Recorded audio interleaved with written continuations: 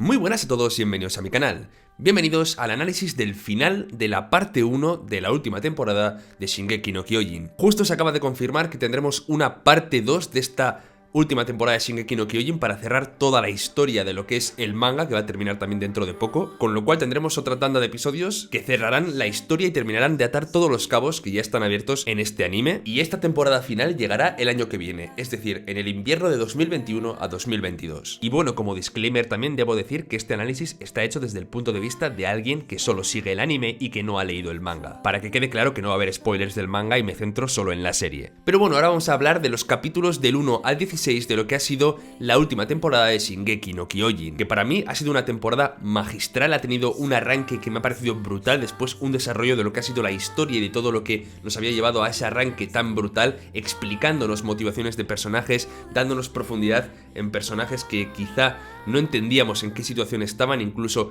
revelando cosas de algunos de ellos que nos han cambiado totalmente el paradigma de cómo entendemos y cómo vemos a estos personajes. Hablaremos un poquito de esto y después también explicaremos y comentaremos este final de esta tanda de episodios para entender qué es lo que ha pasado y profundizar un poco en lo que hemos visto en el último capítulo o el capítulo 16 de esta última temporada de Shingeki no Kyojin.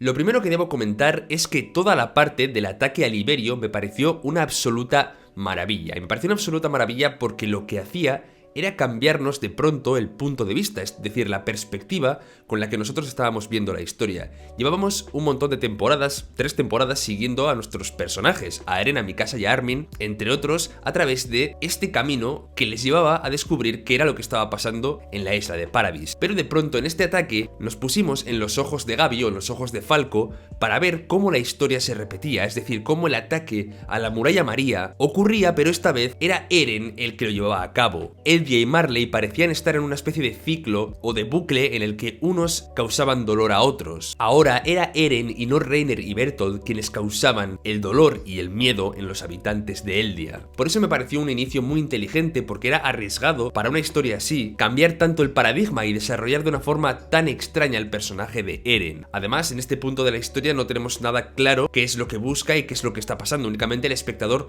puede estar descolocado y no entender lo que pasa. Es verdad que cuando después aparecen Mikasa y Armin, ya vamos viendo que el que realmente ha tomado la decisión es Eren y que estos dos personajes siguen siendo de alguna forma los personajes que hemos conocido, es decir, en ellos no ha habido un cambio tan brutal. De hecho, uno de mis momentos favoritos de este ataque es ver a Armin convertirse en el titán colosal y después verle roto, entendiendo que está sintiendo lo mismo que Bertolt sintió cuando atacaron la Muralla María, todo ese sufrimiento causado por un objetivo que no depende de ellos, viéndose incluso arrastrados hasta esa situación tan devastadora. Otra de las cosas que también me encantó de esta primera parte, de estos capítulos iniciales, fue entender y profundizar en el personaje de Reiner, es decir, acompañarle en todo ese viaje a través de la Muralla María, a través de conocer a Eren y cómo todo eso lo hizo por un motivo, por querer tener ese reconocimiento y de alguna forma salvar a su familia, obteniendo el puesto de ser ese guerrero de Marley mediante el titán acorazado. Entendemos su motivación, entendemos su dolor, entendemos cómo se arrepiente de todo lo que ha hecho y todo el dolor que ha causado,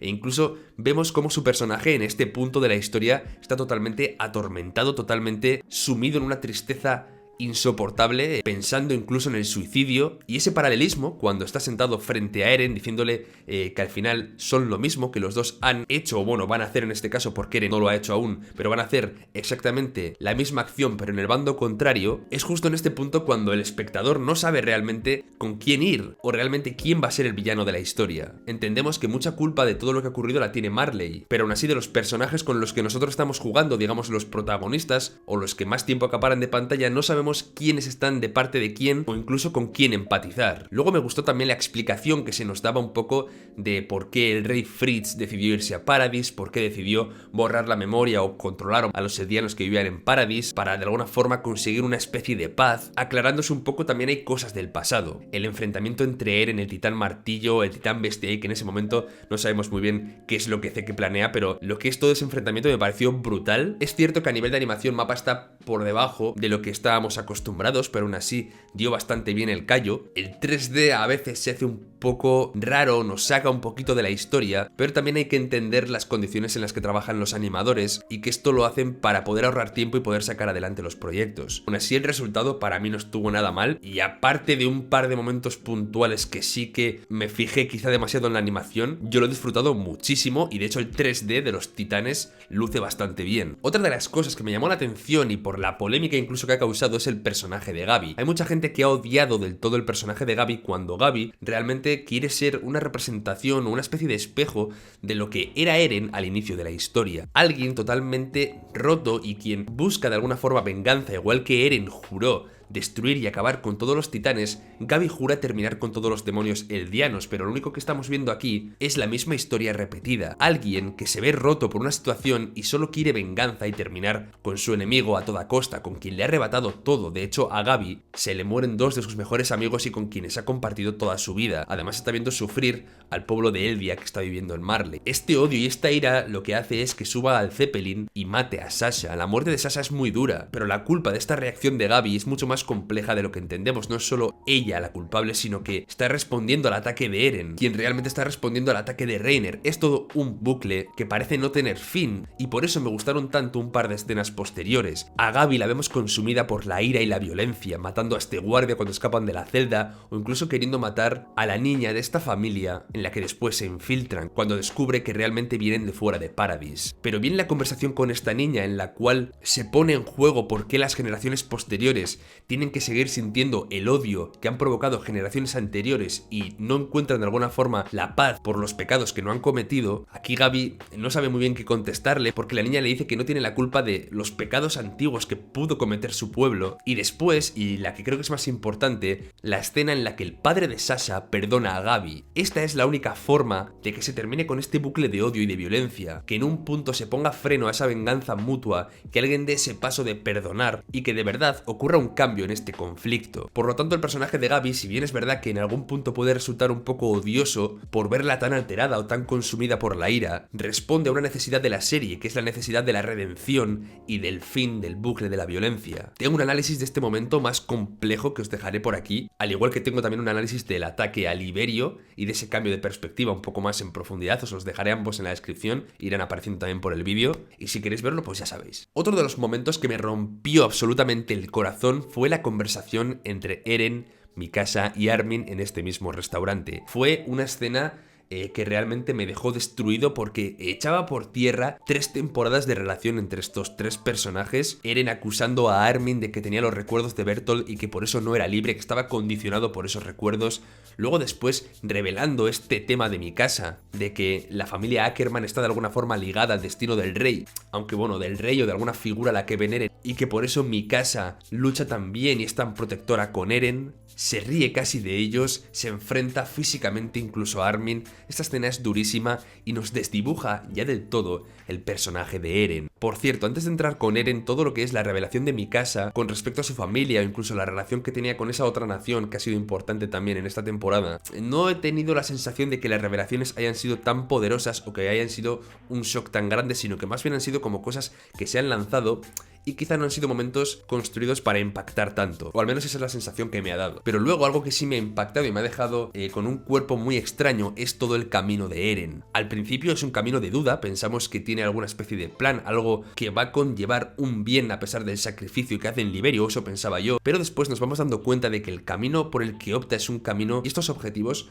tampoco es que sean algo por lo que esté justificado causar todo ese dolor. Vemos a un Eren totalmente distante, oscuro, desapegado de sus amigos y únicamente con sus objetivos en la cabeza, incluso deshumanizado. Sentimos que Eren ya no es el Eren que conocíamos, ya no es ese niño. La guerra y el dolor y la ira lo han deformado hasta convertirse en un personaje irreconocible para quienes lo amábamos o para quienes sentíamos que era un personaje que nos encantaba. Se ha convertido casi en un líder autoritario, en un déspota que tiene además sus seguidores. Tiene a los jagueristas, que son una especie de ejército que le son fieles y que son fieles a sus ideas. Bueno, hay jagueristas que son gente del cuerpo de exploración y también la gente del pueblo llano de Eldia parece estar con él, o cierto sector. Entonces todo este desarrollo hasta conocer el plan que Zeke tiene con él está muy pero que muy guay. Otra de las claves también de esta temporada es conocer al personaje de Zeke y conocer también lo que hay detrás de sus motivaciones. Toda la historia de Zeke con su familia, con Grisha, como Grisha quería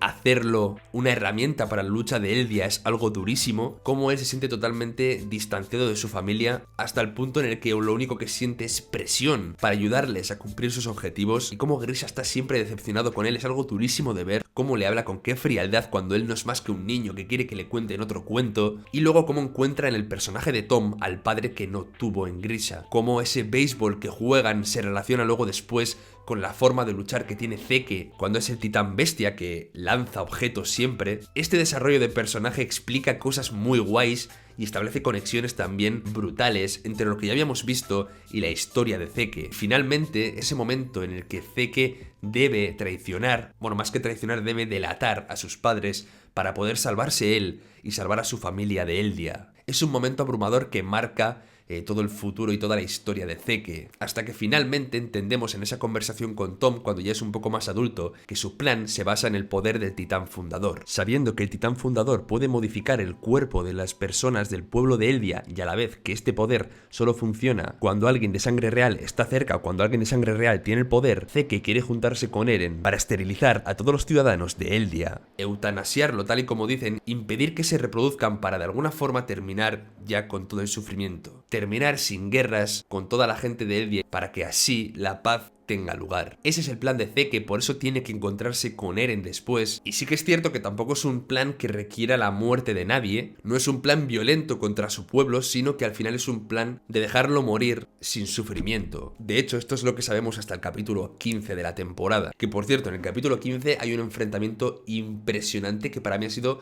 de lo mejor de la temporada, incluso de lo mejor de la serie, que es Levi teniendo que enfrentarse a sus compañeros, porque estos compañeros han bebido el vino en el que estaba la médula espinal de Zeke, y por lo tanto Zeke podía controlarlos y convertirlos en titán. Pues como Levi termina con ellos para después reventar literalmente a Zeke me ha parecido impresionante y me ha encantado, porque estos enfrentamientos entre Zeke y Levi siempre nos dejan momentos brutales, y Levi es un personaje que bueno, me parece impresionante, y ya os digo que este momento me encantó. Además Zeke también, gracias a dejar su médula espinal en el vino que después se servía a los altos cargos del pueblo de Eldia, pues de alguna forma también consigue controlarlos. Vamos, que es un plan brutal para llegar hasta el final, hasta el capítulo final de esta primera parte, de esta temporada final de Shingeki no Kyojin. Y quiero empezar hablando del final diciendo que debería ser ilegal dejar un cliffhanger de estas características sabiendo que para la próxima temporada queda como un año. Tengo que esperar un año para ver enfrentarse a Eren con Reiner, con Pieck y con Galliard.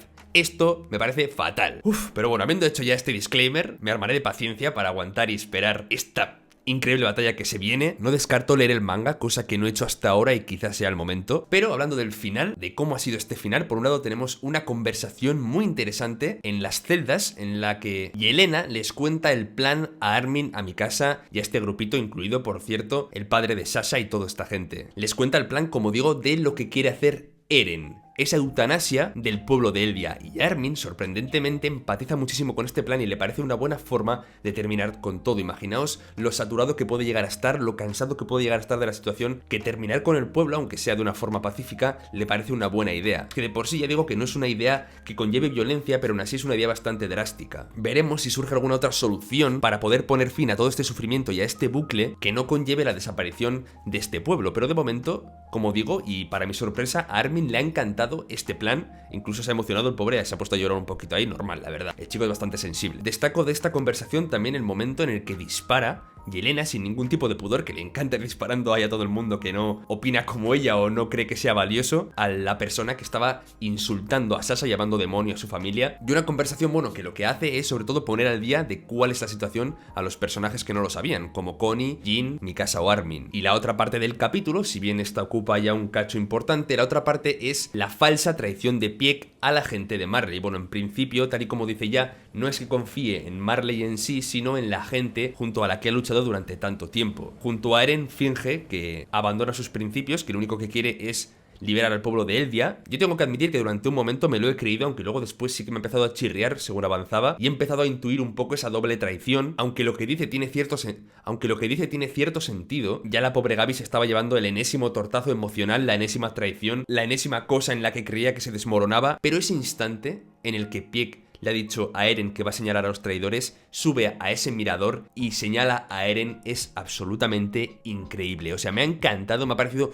un momentazo, y después cómo el suelo se cae, cómo Galliard emerge para comerse directamente a Eren. Si eso hubiera salido bien, Galliard se hubiera tragado a Eren, hubiera recuperado el titán fundador y se hubiera acabado casi aquí toda la historia. Pero no, pero Eren sobrevive, solo se queda sin piernas, cosa que, bueno, en esta serie sabéis que en medio minuto lo vuelven a crecer. Bueno, de hecho no es que le crezcan, sino que se convierte directamente en titán. Y aparecen en el cielo estos cepelines de Marley con Reiner a bordo y dejan colgando el enfrentamiento entre Reiner junto con Galliard y Pieck contra Eren. Aquí va a estar gran parte de cuál va a ser el meollo del futuro de la serie. Tened en cuenta que Zeke parece que ha sido salvado por un titán que él mismo supongo que estará controlando o algo por el estilo, y aún en ese estado tan catatónico que está no ha podido encontrarse con Eren. De Levi, además, por esa explosión tampoco sabemos nada, pero ahora hay muchas cosas en juego. Los que habéis leído el manga seguramente ya sabréis cómo sigue la historia. Los que no lo hemos leído, estamos pensando en qué podrá pasar, en si se reunirá Eren con Zeke finalmente, cosa que seguramente sí que ocurra, en qué pasará en este enfrentamiento y quién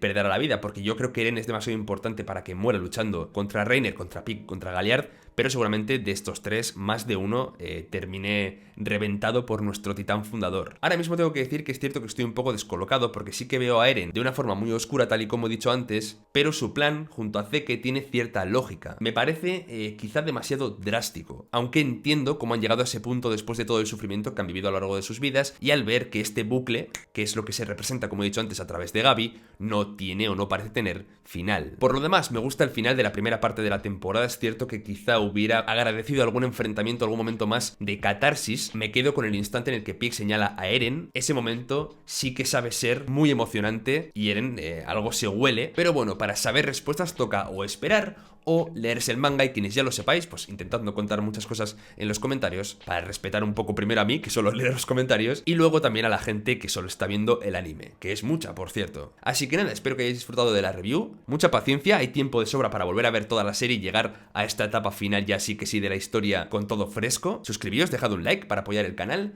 y nos vemos dentro de poco por aquí. Hasta la próxima.